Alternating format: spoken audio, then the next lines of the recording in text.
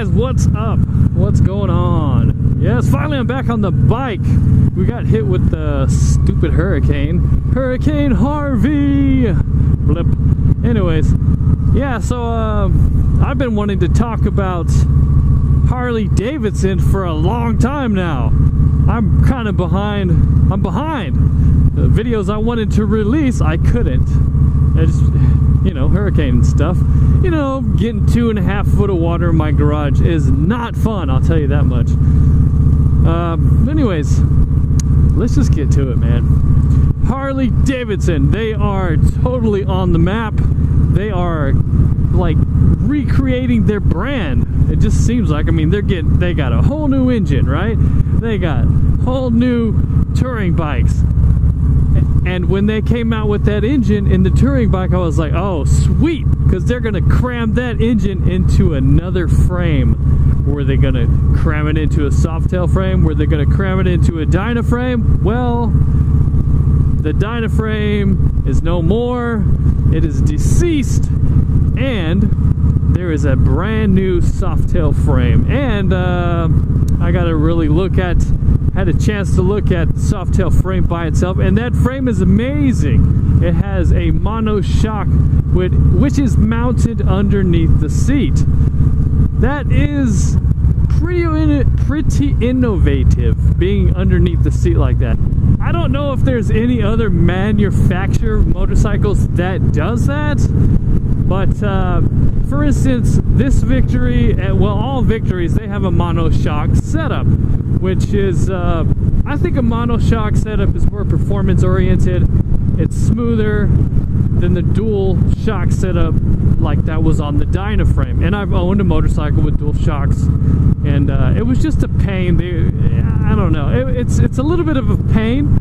The one that I owned was on my, of course, I'd never owned a Dyna, but I've ridden a Dyna. You know, they're fun bikes. But the bike that I owned was a Vulcan Mainstream 1600, and it had a Dyna style frame, if you will. It had the dual shocks on the outside, and those were like air assisted, so it was kind of a pain. I had to put air in them and make sure they were, you know, dialed in. It had little knobs on it. Sometimes it was a pain. I think a Monoshock is the way to go. I mean, let's think about Monoshock. Who has a Monoshock and they're extremely performance-oriented motorcycles?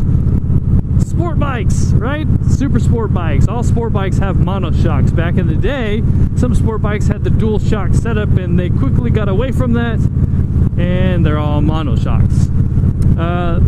One thing that's really awesome about the new Dyna, it's not a Dyna frame, it's a new Softail. They replaced the old Softail frame as well, but the new Softail frame, the shock, like I said, is underneath the seat instead of underneath the bike, which was extremely difficult to adjust for preload. So if you're having a passenger on the back now, it's as easy as turning a knob on the side on some models, or lifting the seat off, taking your spanner wrenches and you're good to go. It's no big deal. Before, it was such an insane process. I mean, before on the old Softails, it was such a pain that people just didn't do it. They didn't bother doing it, so who cares? But now it's awesome, and the frame is modular. Modular being, they use the same frame, but the swing arm is different. They have two styles. They have one for the smaller tire or the skinnier tire, and then one for the fatter tire. And I don't remember what the sizes are, but I mean, the big tire, I think it was pretty big. It was like I don't know, 240, 230, something like that. I don't know, 220 to 240. I don't know. It was a huge tire. And that goes on the Fat Bob, and that thing just, it looks crazy awesome. I mean, they all look pretty much the same, but one thing that's cool that I really like is the Softail looks like a hardtail. And even though I'm glad I do not ride a hardtail aesthetically is very pleasing to the eye, because the tank follows all the way down to the wheel, and it just looks amazing. Yeah, you stay there. But so a Softail is made to mimic that, and that's a very awesome design cue. I mean, I don't know one person that's gonna look at the Softail design or a Hardtail and say, oh, that looks like garbage. You see that line that draws from the tank all the way to the wheel? That looks like pure garbage. I don't know anybody that's gonna say that. Usually those are the bikes that people want, but the problem is, if it's a Hardtail, wow, look at all this garbage. This is from the Hurricane. Yeah, this is what I'm dealing with right now. A lot of that stuff. I still have to go clean out my garage too, because there's still some junk in it. Anyways, so the new frame is awesome. I forgot what I was directly talking about, so I'll just go back to the frame. I know I was talking about that. But yeah, also Harley Davidson said that they lost about 30 to 35 pounds, I think, on this new frame. So they were able to save weight. Weird. Just knocked down their fence. They were able to save weight and therefore increasing the power to weight ratio, power or horsepower to weight ratio. And you know, that's a big thing. And also Harley Davidson switched their cable system. I'm not sure if all Harleys were on based off of a hydraulic clutch or a wire clutch. I know that the touring bikes are hydraulic. Now the Dynas and the Softails, I'm not sure. Somebody else will correct me on that. So what Harley Davidson is doing now is their cables are like a quick disconnect type of thing, where it looks like halfway down the line of the cable, it could be just unscrewed real quick and then you put a new one on. And Harley Davidson said they did that so that it's easier to change out to larger bars, which that is awesome. I mean, that is so cool. How many times have somebody wanted to change their handlebars and they're like, wait a minute, I spent like 300 bucks on these bars and now I gotta go spend $200 to $300 on cables? Are you kidding me? What? I mean, then it's kind of like, I don't know, I don't think I need that. Unless you got, you know, just your pockets are stuffed full of money, which I gotta tell you, I work hard for my money and I don't even make that much money. So that is not an option for me. I'm not spending $600. $600 to be better spent somewhere else.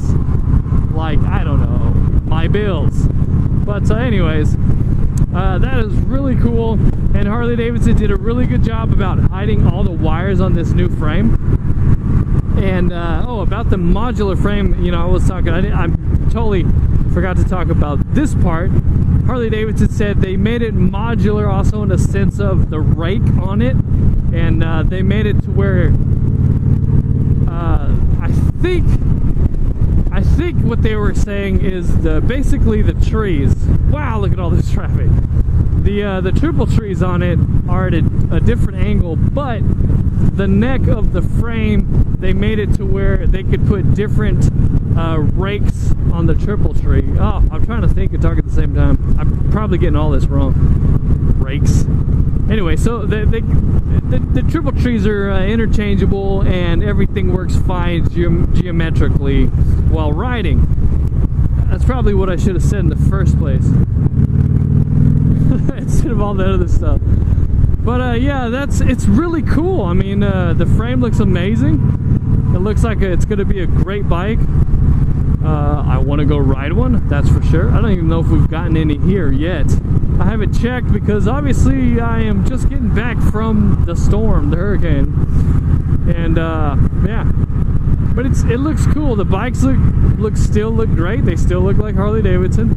The Fat Bob looks pretty awesome. Some people may not like that, but it has a crazy looking headlight. Harley Davidson said they want the Fat Bob to be like their performance cruiser. It does and doesn't look like a classic Harley Davidson. It has a kind of like a bar style LED headlight in the front, which is amazing. I think that thing looks pretty cool, you know. And it has a the fender on the back is basically a Harley Davidson breakout fender. I mean, it's a short, fat fender that, you know, it's a chop fender that's for a wide, fat tire.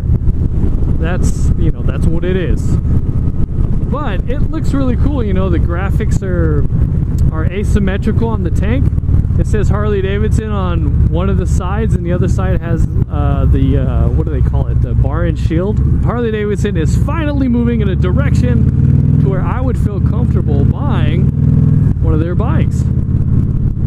Besides, you know, a Sportster. The Sportsters are just, those are good little bikes. Those are great bikes anyway. But now, the whole lineup has a great engine. They have great frames. You know, it's coming together nicely. And I think that's going to be a fantastic motor that those engineers came up with. Alright guys, keep it Vbeast mode and right till the wheels fall off. This has been another random weekday video by your very own Vbeast. Thanks for watching, guys. Please like, comment, and subscribe. Most of all, have a Vbeast day.